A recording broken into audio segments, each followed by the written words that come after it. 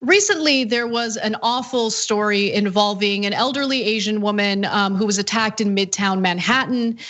When we saw the video of that attack, it was very clear that there were at least three individuals in the hotel lobby that did not assist or at least intervene as this woman was being brutally attacked. We now have more details about those people, what their job titles are, and what their fate ended up being. But before we give you those details, I want to give you a warning. The video that we're about to show you is graphic, but this is the attack that we were talking about.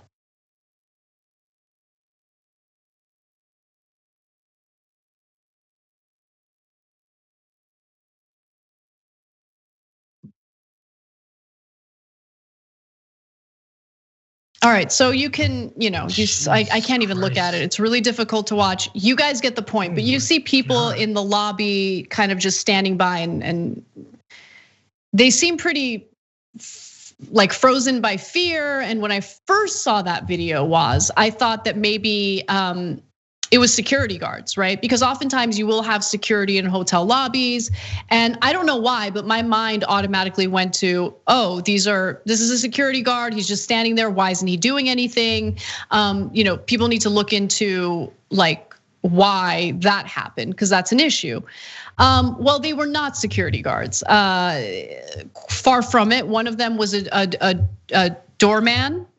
Doorman seems like a really weird title for someone. I feel like, I don't know, they gotta come up with something better. But anyway, one of them is a doorman and the other person was concierge, okay? And so my point here is that these are not people who are hired to provide security. However, there was an investigation into their conduct, meaning their refusal to intervene, and the Brodsky organization completed an inquiry into the response of the two doormen. One of them's a concierge guy, but nonetheless, it doesn't matter. They're not security, who were present inside the building at the time of the incident. While the full lobby video shows that once the assailant had departed, the doorman emerged to assist the victim and flag down the New York police vehicle. It was clear that required emergency and safety protocols were not followed. For this reason, their employment has been terminated effective immediately. That statement is super broad, right? Because I want to know, what are the mandatory and required emergency and safety protocols that were not followed? Because their job wasn't to, look, I don't know what I would do if I were in their situation, right? But I can totally understand not being part of security, seeing what was happening and kind of being scared by it, right? Being kind of like frozen with fear because that man was vicious. And if you're not trained in dealing with a situation like that, it could actually work out poorly for everyone involved if you get involved. But I don't know what you do. What do you do in that situation? And is it fair for these two people to get fired? Yeah, obviously I don't think so. I don't think it's fair that they got fired. It's, I've been struggling with this entire issue from the start of it. Just that the idea that people in America would be attacking Asian people because of something that happened in Wuhan, China. Not to mention that they're attacking Pacific Islanders, like people of Vietnamese and Filipino and Cambodian descent, which like that doesn't make any sense either. Like Southeast Asians or like it's just a weird, strange, and quite frankly just stupid thing to be doing. Like I can't. It's hard for me to wrap my mind around the fact that people are attacking people because they think the Asian Americans in America are somehow at fault for what happened in China. So it's been hard for me to even approach this topic. Like, what do you do with a certain mass hysteria? Honestly, like what can you do to combat that, right?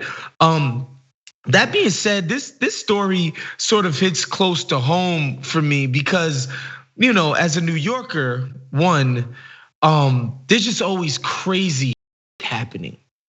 like you're sort of trained to ignore every time you hear somebody scream or every time you hear a loud noise or a commotion, because it's like you're trained to be dull to that kind of stuff. Not to say that when you see a woman getting, pummeled by this huge freaking dude that you wouldn't react, but I think generally when people hear commotion outside, you're taught to just ignore it, because it happens so much in a city that big and populated, right? So I sort of sympathize with those people. Not saying that people shouldn't have stepped in and did what, and tried to intervene. I'm not saying that they shouldn't have did that. But as somebody who was born and raised in New York, I can understand people not automatically reacting to a commotion that was outside.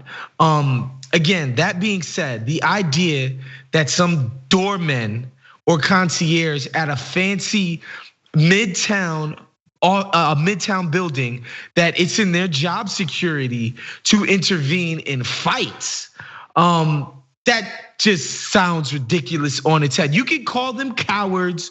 You can say that they were weak for not intervening, that they were scared, and the fight or flight sort of instinct, they decided to flee.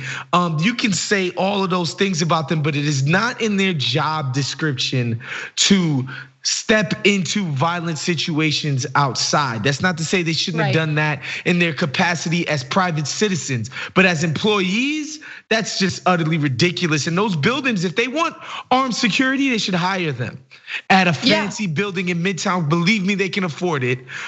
Those dudes, it's not their job to do that. That's all I will say. Yeah, no, I think you're right. And this isn't like a discussion about, oh no, I will not collate those papers because that is not in my job description. That is not the conversation we're having. We're talking about basically demanding that people who are not trained in security to intervene in a violent assault, which could put their own health, their own lives in jeopardy as well. And so again, when I originally saw this story, I thought that we were having a conversation about security guards, and I was really angry about it because that is your job description. You see something like that, you're supposed to intervene.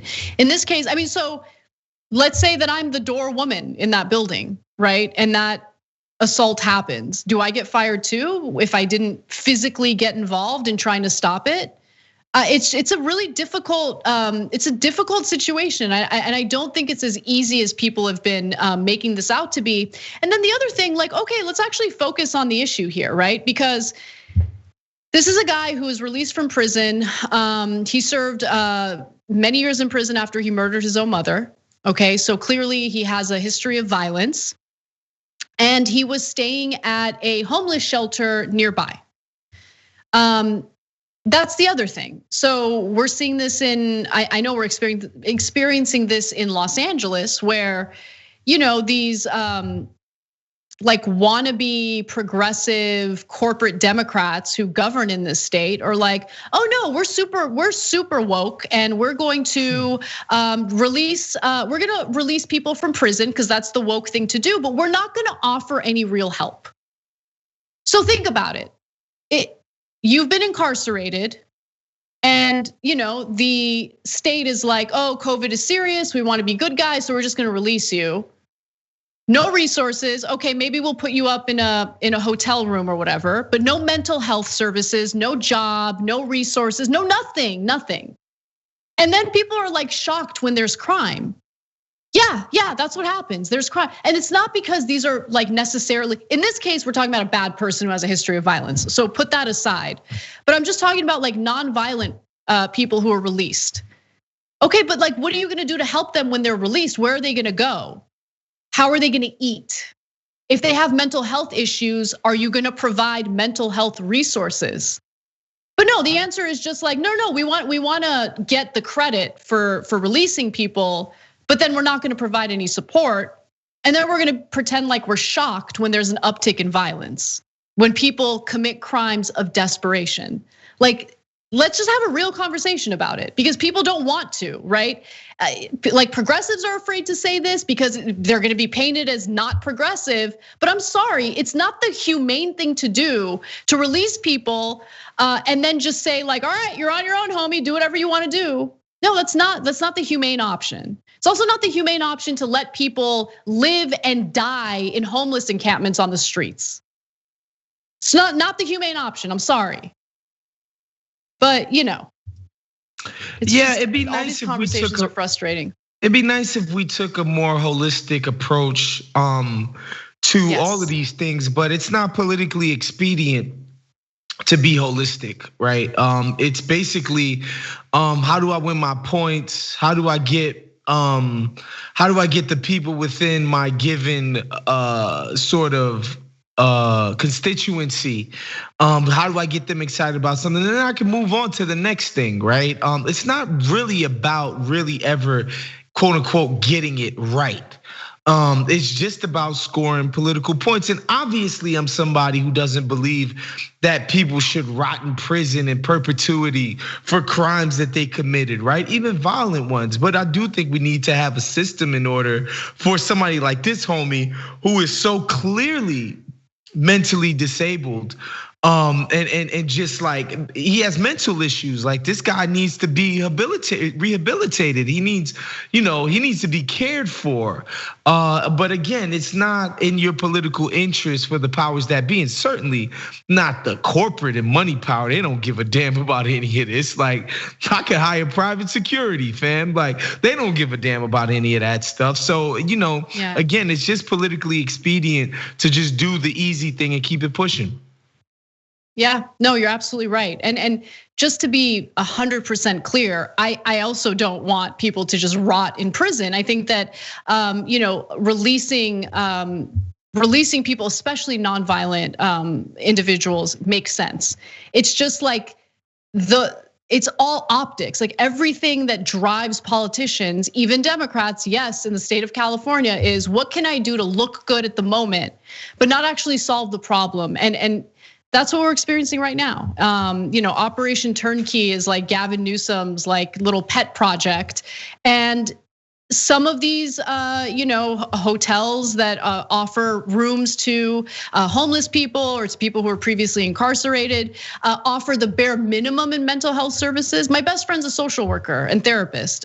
So we talk about this all the time, but it's just not enough. It's not even close to enough to provide people the services they need to live happy, healthy lives and transition back into society. You can't just leave people out in the streets to figure it out for themselves. And I think that a lot of people have found themselves in that situation. And when you mix that with mental health issues, it could lead to violence. And we're certainly seeing an uptick in that right now. Thanks for watching The Young Turks, really appreciate it. Another way to show support is through YouTube memberships. You'll get to interact with us more. There's live chat emojis, badges. You've got emojis of me, Anna, John, JR. So those are super fun. But you also get playback of our exclusive member-only shows and specials right after they air. So all of that, all you gotta do is click that join button right underneath the video. Thank you.